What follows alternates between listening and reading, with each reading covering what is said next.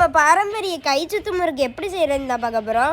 அரிசி மாவு, உளுந்த மாவு, எள்ளு, சீரகம் போட்டு நல்லா பிசைஞ்சு வச்சுக்கணும் ஃப்ரெண்ட்ஸ். ஒரு உருண்டை மாவு எடுத்து அதை அப்படியே முறுக்கு முறுக்குன்னு சுத்தி விட்டாங்க ஃப்ரெண்ட்ஸ். இதெல்லாம் கல்யாண வீட்டுக்கு சீதனத்துக்கு இந்த மாதிரி கை சுத்து முறுக்கு கொடுத்தா எல்லாரும் விரும்பி சாப்பிடுவாங்க ஃப்ரெண்ட்ஸ். பார்க்கவே ஹெல்த்தியா இருக்கு. எப்பறம் சுட்டு தருவாங்கன்னு யோசிக்கும் போதுதான் ஒரு கரண்டில அப்படியே எடுத்து அது எண்ணெய் சட்டிக்குள்ள போட்டாங்க ஃப்ரெண்ட்ஸ். அது பார்க்கும் போது இந்த மேல பபிள்ஸ் வர்றது சூப்பரா இருந்துச்சு ஃப்ரெண்ட்ஸ். பாரம்பரிய ஸ்டைல்ல பண்ணிட்டு இருந்தாங்க ஃப்ரெண்ட்ஸ். நம்ம வீட்ல இருக்கிற அம்மாவோட அந்த பார்ட்டிஸ் எல்லாம் செய்யறது சூப்பரா இருக்கும் ஃப்ரெண்ட்ஸ்.